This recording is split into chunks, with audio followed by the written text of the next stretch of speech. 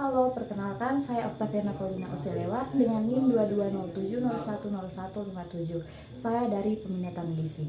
Di sini kami akan melakukan konseling terkait dengan anemia.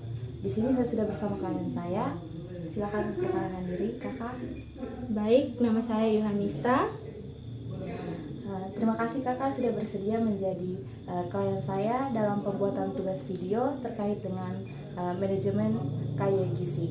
Di sini saya tidak menghakimi Kakak, tetapi di sini saya akan membantu Kakak untuk lebih sehat dan juga bertenaga, terutama dalam mencegah anemia. Kita akan ngobrol santai. Kalau ada yang mau ditanyakan atau mau dibagikan sesuatu itu bisa sekali. Oke, baik, sudah siap kita mulai? Sudah siap. Oke, yang pertama itu boleh saya tahu biasanya kamu kalau sebelum ke kampus atau biasa di hari libur, kamu itu biasanya sarapan pagi atau langsung saja makan siang? Kalau saya biasanya mau kampus ataupun libur, biasanya saya itu tidak sarapan pagi. Biasanya saya langsung satu kali makan siang. Berarti kakaknya tidak sarapan pagi, kalau pagi itu juga tidak kayak makan cemilan atau apapun itu, tidak langsung makan saja? Biasanya tidak langsung, tunggu jam makan siang baru saya makan. Terus kalau kakaknya misalnya lagi sibuk-sibuknya dengan kuliah, apakah menu makan yang biasa kakak konsumsi? Kalau untuk menu makan, waktu saya lagi sibuk-sibuknya biasanya saya mengonsumsi makan cepat saji seperti mie, terus Apakah gorengan? iya, gorengan itu mie dan gorengan itu paling sering biasanya kami konsumsi saat lagi sibuk. Terus kalau itu kan sering kakak konsumsi saat kakak lagi sibuk-sibuknya dengan kuliah. Apakah kakak tahu bahwa makanan apa saja yang bisa mencegah anemia? Tidak, saya tidak tahu sih makanan apa yang bisa mencegah anemia. Kalau untuk itu kakak itu bisa ada tempe, ada daging, itu sangat bagus untuk tidak anak kos. Dan juga kalau untuk buah-buahan kakak itu bisa makan tomat, dan juga mau beli jus jambu itu juga bisa. Terus apakah kakak pernah dengar tentang tablet tambah darah? Oh iya, kalau tablet tambah darah sih saya pernah dengar. Terus bagaimana tanggapan kakak terkait dengan tablet tambah darah itu sendiri? Kalau tanggapan saya untuk tablet tambah darah, kalau saya sendiri sih saya tidak mengonsumsi tablet tambah darah. Waktu SMP itu memang pernah dibagikan oleh guru-guru untuk diminum. Biasanya dibagikan untuk semua siswa putri khususnya. Tapi kalau untuk saya sendiri, saya tidak mengonsumsi obat ini tablet tambah darah ini, karena ya saya tidak suka saja dengan obat tambah darah ini. Kalau maaf kak, tadi kan kakak sudah memberitahu bahwa kakak tidak suka dengan tablet. Alasannya apa? Kenapa bisa tidak suka? Kalau alasannya sendiri, ini kalau di daerah saya kan biasanya tuh ada mitos kalau misalnya kita minum tablet tambah darah itu bisa bikin kita gemuk, terus mual-mual. Jadi saya juga takut untuk minum obat tambah darah. Tapi sebenarnya tablet tambah darah itu tidak bikin gemuk. Yang dimana bisa diminum pada malam hari untuk menghindari mual. Jadi itu sumbernya itu dari Kemenkes pada tahun 2022. Jadi kakak tidak perlu takut lagi untuk mengkonsumsi tablet tambah darah, apalagi kita adalah remaja putri di mana kita akan melahirkan generasi penerus ke depannya. Jadi untuk kita putri kita harus mengkonsumsi itu juga sebagai salah satu upaya mencegah anemia dan juga mencegah di mana pada tahun-tahun kedepannya jika kita ingin mempunyai anak kita itu tidak stunting dan lain sebagainya. Dan juga untuk memang iya masih banyak yang percaya dengan mitos ini. Tetapi pada faktanya tablet tambah darah itu tidak bikin gemuk. Kalau kamu mual itu kamu bisa mencobanya minum pada malam hari. Jadi sebenarnya itu tidak apa-apa sih untuk dikonsumsi, tidak buat gemuk, tidak juga buat mual. Mungkin ada beberapa orang yang kalau minum obat itu harus diakali begitu dulu ya. Jadi sebenarnya kalau untuk kakak sendiri bisa dicoba kalau mau minum pada malam hari.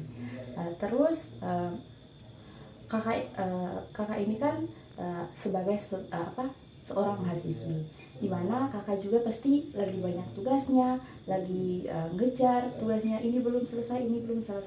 Jadi bagaimana jam tidurnya kakak sendiri? Kalau untuk jam tidur saya tidak menentu. Biasanya jam tidur saya itu biasanya itu di atas jam 11. Jadi kalau paling cepat ya jam 11, jam 12, tapi kalau paling lama itu bisa sampai jam 3 itu baru saya bisa tidur. Oh, baik. Jadi kakaknya kan banyak tugas, biasa mete. Terus bagaimana setelah mete itu kalau kakak ke kampus, kayak dampak apa yang kakak rasa?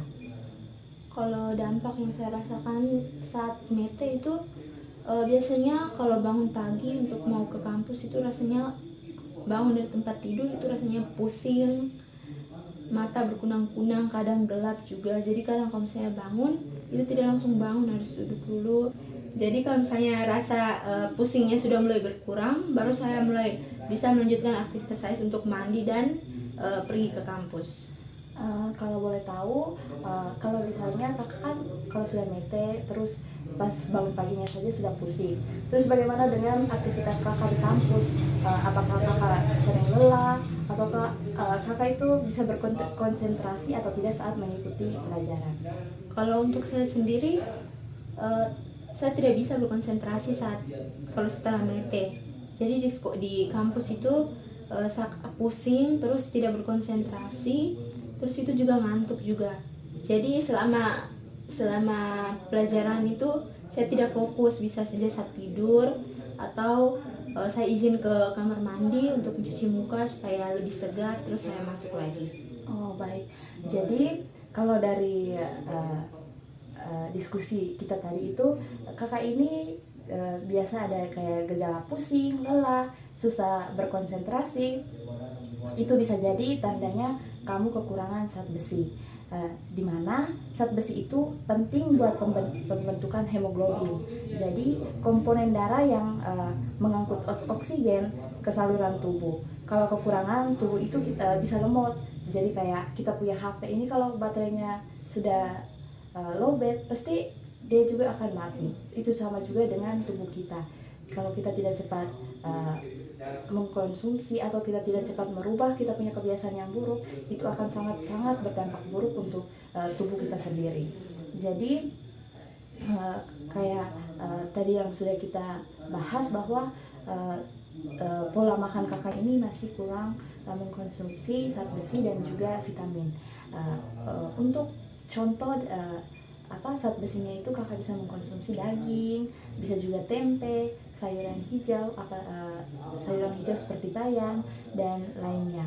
Terus biar zat besinya itu menyerap dengan baik, kakak itu bisa juga mengkonsumsi vitamin C seperti dari buah jeruk, pepaya, tomat ataupun jambu. Terus kalau boleh tahu, apakah kakaknya ini biasa mengkonsumsi teh setelah makan? Kalau saya sering mengkonsumsi teh setelah makan. Jadi kakaknya ini sering mengkonsumsi ya. Tapi apakah kakak memberi jeda untuk minum teh setelah makan, atau kayak makan habis langsung sudah minum teh? Biasanya sih kalau saya makan habis itu saat saya sementara makan kan saya sudah cok air. Jadi kalau misalnya saya makan habis terus airnya sudah panas, ya saya langsung minum. Tapi kalau belum ya tunggu. Ya, pokoknya tergantung airnya panas atau tidak. Oh iya, jadi teh manis itu setelah makan itu sebenarnya dia bisa menghambat penyerapan zat besi. Jadi lebih baik teh ataupun teh yang kakak konsumsi itu bisa tolong kasih jeda sekitar 1 ataupun 2 jam. Kalau bila perlu tidak usah juga minum teh, cukup minum air. Terus kalau zat besi itu kan tadi sudah sempat saya jelaskan bahwa kita perempuan itu sangat membutuhkan zat besi untuk produktivitas kita sendiri, dimana usia kita ini adalah usia yang sangat produktif, dimana kita ini tiap bulannya menstruasi. Jadi engkau itu perlu mempertimbangkan bagaimana engkau harus konsumsi tablet, terus untuk tablet tambah darahnya itu sendiri engkau bisa mengkonsumsinya 1 tablet itu satu kali minum itu dalam seminggu. Jadi kayak 1 minggu itu engkau cukup minum 1 kali saja juga itu baik. Terus jangan khawatir kalau makan atau pola makan kamu itu belum baik, tapi coba secara perlahan engkau ubah, engkau punya kakaknya ubah pola makan kakak, pola tidur kakak itu sendiri. Pasti kedepannya akan terbiasa dengan suatu perubahan yang kakak buat. Kakak bisa mulai dari perubahan yang kecil, misalnya setiap pulang kampus biar bagaimana harus sempatkan beli sayur ataukah buah untuk stok, tapi tidak menutup kemungkinan bahwa di kos pasti ada hambatan dan keterbatasan ya, makanya kakak tidak bisa stok dengan banyaknya memang karena biasanya kalau pulang kampus capek tidak sempat beli sayur, pasti ya sudah saya beli makanan jadi saja, atau saya beli mie atau saya beli telur, kan lebih simpel, lebih praktis daripada saya beli sayur. Kalau mie saja kan ya sudah beli mie 1 bungkus kan sudah komplit. Nah, jadi kakak itu bisa coba melakukan perubahan kecil terlebih dahulu. Misalnya kan kakaknya biasa konsumsi mie, itu kakak coba bisa ubah dengan nasi, telur, kalau tidak bisa tambah lagi dengan tumis. Apalagi kalau tumis kangkung, nanti tumis kangkung kan itu sangat enak kalau sudah ditambahkan dengan tempe. Itu sangat-sangat favoritnya anak kos. Jadi itu bisa dicoba. Bisa juga nanti kalau kakaknya mau, bisa di apotek juga kita bisa beli tablet tanpa darah. Jadi kakak tidak perlu takut lagi dengan segala mitos yang beredar. Sebenarnya itu hanya mitos, tapi faktanya itu dia akan sangat membantu kita, apalagi dengan usia kita sekarang.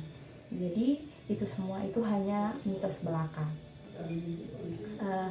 Jadi baik, terima kasih Kakak Yohanista.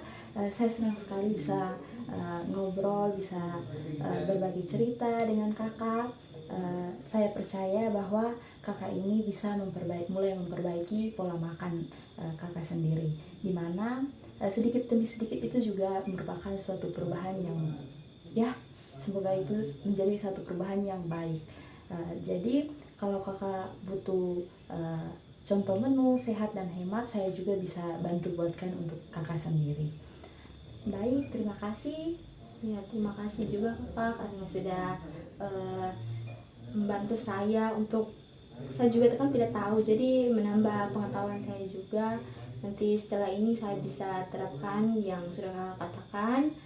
Saya coba mengonsumsi makanan yang lebih baik lagi, tidak yang instan-instan. Jadi terima kasih banyak Kakak untuk hari ini. Terima kasih, Terima kasih Kakak. Bye bye.